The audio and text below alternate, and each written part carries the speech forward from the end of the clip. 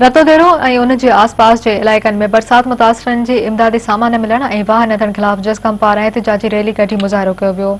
जीए सिंध मुहाज़ मर्कज़ी सॾ ते तालका रतोदेरो तरफ़ां मोहम्मद पनाह अबरो, अयाज़ बुलेदी, सदाकत चांडियो, देशी मीराणी ऐं ॿियनि जी अॻुवाणी में आज़ाद मैदान खां रैली कढी वई।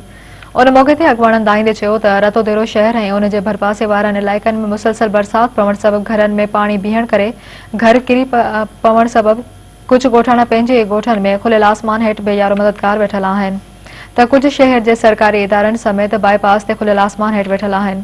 हुननि चयो त अफ़सोस ज़िले इंतिज़ामिया ऐं मक़ामी इंतिज़ामिया समेत हिन तक जे चूंडियल नुमाइंदनि तरफ़ां का बि पुरघोर न लधी वई आहे। बरसात सबबि ग़रीबनि मिसकीननि माण्हुनि जा घर फसल मुकमल तबाह थी विया आहिनि, सिर्फ़ पंहिंजूं जानियूं बचाए निकिरी आया आहिनि। हुननि आला इख़्तियारनि खां घुर कई आहे त मुतासिरनि जी वाहर करे ख़ैमा, खाद खुराक ऐं ॿियूं सहूलियतूं फ़राहम कयूं वञनि। ॿी सूरत में एहतिजाज जो दाइरो वधायो वेंदो।